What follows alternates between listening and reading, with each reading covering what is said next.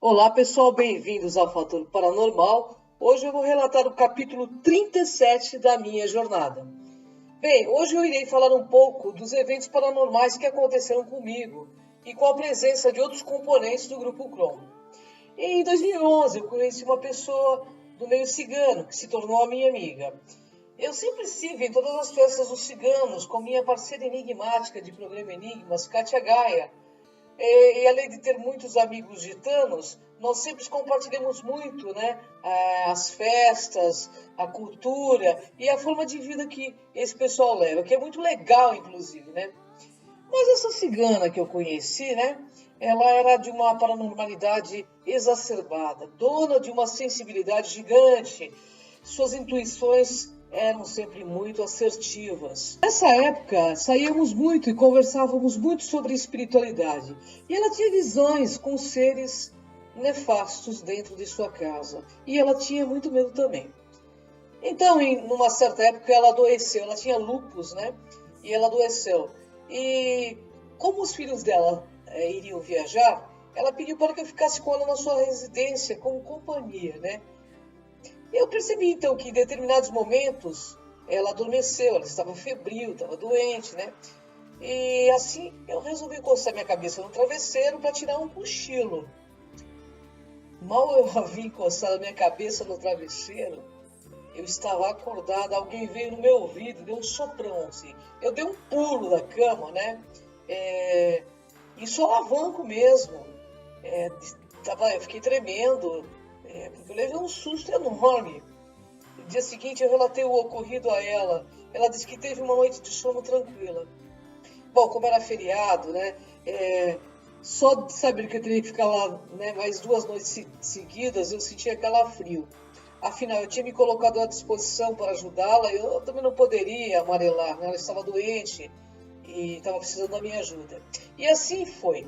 Minha amiga, com essa doença que ela tinha, era lúpus, né? Ela sentia muitas vezes falta de ar. E ela afirmava que quando sentia essa falta de ar, ela via como se fossem vampiros encostando a boca na boca dela e sugando todo o ar. Ela via isso acordada, como se sufocando ela mesma. E eu sentia que, de certa forma, ela estava falando a verdade e estava vendo outro padrão de onda, assim, porque ela tinha muito medo, ela chorava muito quando ela contava isso. Bem, como eu conhecia um pouco de bioenergias pelos cursos que eu fiz com o pessoal do Valdo Vieira, na casa dela eu consegui sentir uma vibração meio estranha, sabe? E na noite seguinte, algo extremamente curioso ocorreu comigo. Em um dos quartos do canto, ela tinha uma prateleira assim, com 3 bonecas, essas bonecas de porcelana. E quando percebi que ela dormiu, né, que ela estava bem dormindo, eu resolvi então cerrar os olhos para descansar um pouco. Quando de repente uma boneca foi jogada ao chão com força. Eu pulei da cama em sobressalto, né?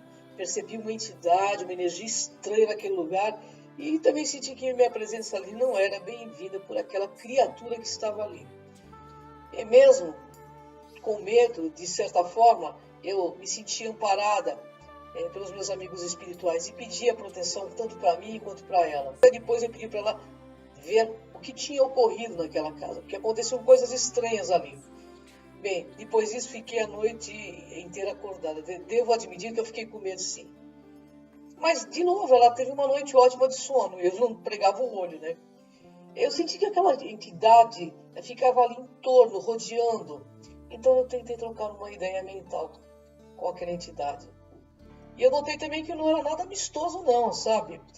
Nesse momento eu pedi amparo à espiritualidade, aos meus amparadores, porque eu senti que o território ali era denso, bastante denso. E eu obtive esse amparo. Senti que nas noites seguintes aquela entidade não conseguia mais entrar no quarto e me deu uma certa tranquilidade. Mas no domingo, acabou o feriado, os filhos dela voltaram para casa, né? E eu voltaria à minha rotina. Na noite de domingo, então, para segunda-feira, meu celular toca por volta das 3h10, 3h15 da manhã. Esse horário a gente chama de hora morta, né? E vejo o número, então, dessa minha amiga, né, cigana. Eu atendo o telefone e ela relata o ocorrido chorando. Ela disse que começou a passar mal com falta de ar, né? E de olhos abertos. Então ela viu um ser vampiresco segurando em seu pescoço, sugando a energia dela. Nisso ela lembrou do papo que eu tinha sobre os felinos. Aliás, ela dava até um sarro, porque ela falou assim, não é possível que você converse com seres que parecem felinos. Então ela resolveu pedir ajuda mentalmente. Nisso, ela relata que uma espécie de águia pousou no pé da cama dela. Na realidade, ela estava um pouco projetada para estar vendo esse tipo de coisa. Ela vê esse outro padrão de onda, né? Ela dizia que não sabia se eram anjos porque aparentava ter bico. Isso me lembrou os Kairans, né? Os Kairans são seres extremamente evoluídos, né? Que construíram ajudaram a construir, né, a nossa paragenética. E que apareceram simultaneamente a esses seres 4 leões em torno de sua cama. E formaram então um anel de luz neon ao seu redor e levaram aquele ser embora com eles. Ela chorava muito ao relatar essa história. Eu solicitei então para que ela mudasse o padrão de pensamento, sentimento e ação, visto que ela era uma pessoa extremamente nervosa, né? E que se ela mudasse a frequência, com certeza ela afastaria daquela onda assediadora. Nervosa, também brava, mas ela pareceu não me ouvir muito. Até que um dia ela afirma novamente estar tendo contato com seres espirituais que a ameaçam. E nessa época, né, amigos como Joel e Mari tinham uma pauta na Rede TV sobre fenômenos paranormais. E eles pesquisavam com aparelhagens ultra sofisticadas a questão de presenças espirituais nas residências. E assim minha amiga cigana, como também tinha amizade com eles, né, permitiu a pesquisa. Foi instalado então um sensor de presença nos quartos, câmaras por toda a residência, redes de infravermelho, e eu fiquei apenas monitorando com o coordenador um computador, né, que estava então na cozinha. Qual a nossa surpresa ao ver que os sensores dos quartos acendiam diretamente, assim como se tivesse gente passando dentro dos quartos. E assim eles tentavam fazer uma transcomunicação de voz, tanto o Joel quanto a Mari. Eles perguntavam se alguém que estava ali gostaria de se comunicar. Ou quem estava ali naquela casa. Essas perguntas corriqueiras que se faz quando você está fazendo uma transcomunicação. E tudo isso filmado com a equipe de reportagem da TV. Nisso, uma voz grossa diz bem alto em todos os walkie-talkies. Inclusive nós captamos monitorando as câmeras, né, passando de um quarto para outro, as luzes de presença acendiam e apagavam. Saiam daqui agora, ele dizia. Todos ficamos perplexos, todos arrepiados. Realmente tinha alguém ali se manifestando. O cão da TV, né, o câmera da TV, quase derrubou a câmera, né, de susto. Começou a orar desesperadamente. Aquela voz não me era estranha, me lembrou quando eu tentei me comunicar mentalmente.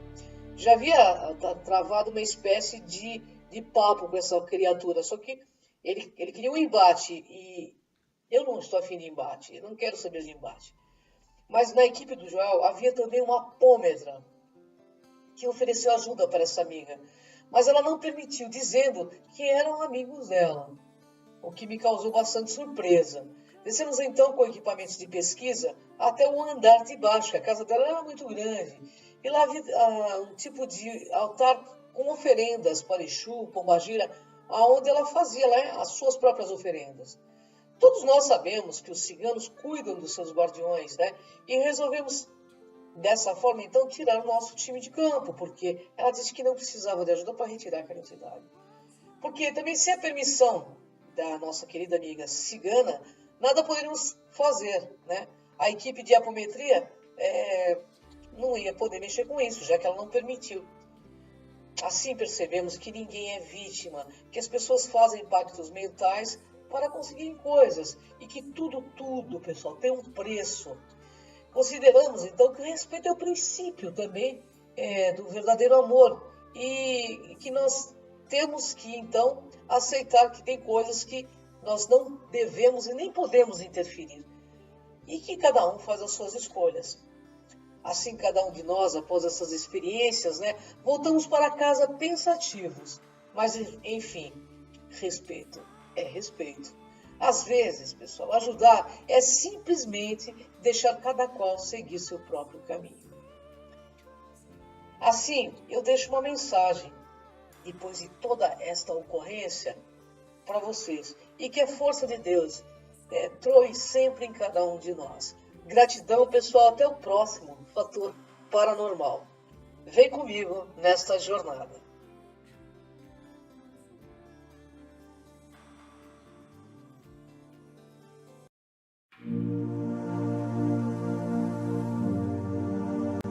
É preciso que seres angelicais, munidos com suas lanças, seja por nós autorizados a aproximar do nosso dragão interior, a fim de conscientizá-lo.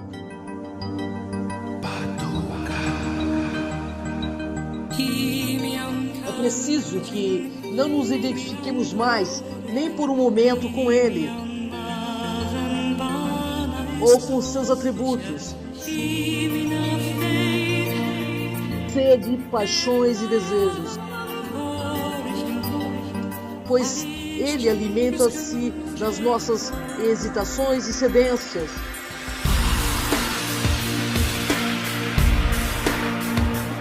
Ele nutre e colhe força do nosso desejar.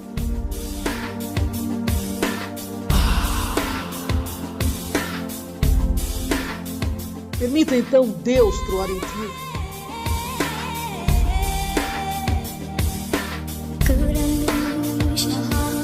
Sem som, iluminar-te sem encandecer-te, a cercar-te sem ruído.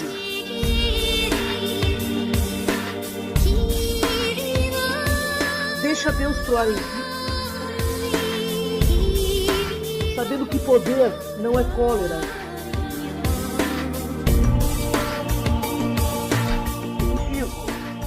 Nem preocupação, nem sensualidade.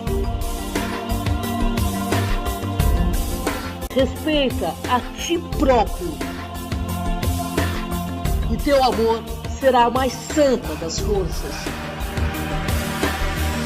Segue-o, ele é o mais abençoado dos caminhos. Escuta-o, ele é a mais doce harmonia. De longe, avança, porque o momento é chegado.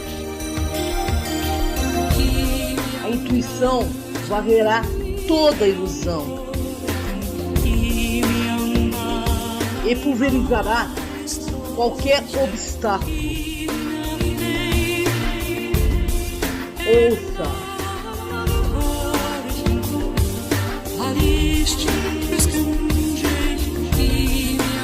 Medite sobre a ternura que há na chuva. Então deixa chover no seu mundo. Lembrando sempre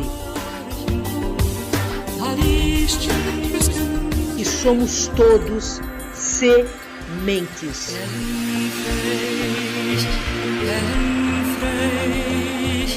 Somente.